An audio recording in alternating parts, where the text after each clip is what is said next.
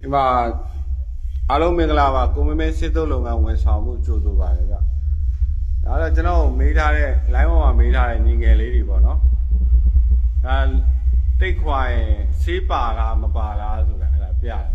အဓိကအောက်ခံလေးကောင်းဖို့တော့လိုပဲပေါ့နော်အောက်ခံလေးကောင်းဖို့လိုတယ်ဆေးတုပ်ပြီးချင်းဆေးကိုပေးမချောက်နဲ့ပေါ့နော်အရင်ပေးမချောက်လိုက်နဲ့မချောက်ပင်နဲ့အဲ့ဒါခွာရတယ်ဗျအောက်ခံလေးမပါပါဘူးနော်ဘာတိတ်သုံးလဲဆိုတဲ့ဒီလေးတွေလည်းပြောပြအောင်မယ်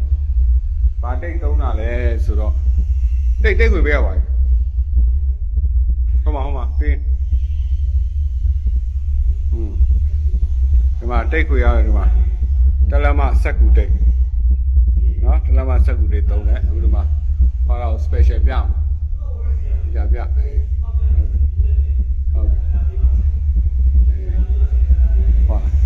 ဆေးမချောက်ခင်ပေါ့နော်ဆေးမချောက်ခင်လောက်ရတယ်ဆေးချောက်သွားမှဆိုတာအဆင်မပြေဘူးပေါ့နော်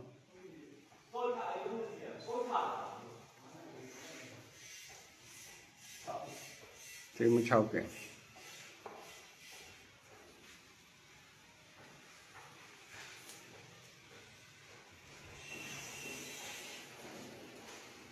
ဆေးမချောက်ခင်ခွာတယ်နော်ဆေးချောက်မှဆိုတာအဆင်မပြေဘူး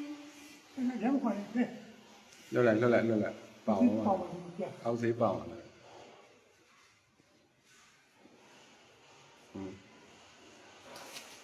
โอเคပါဒီမှာတကားဒါဘာလဲဆံပြသေးရဘောကြီးတဲ့ဘောကြီးဒါဘောကြီးဒါဘောကြီး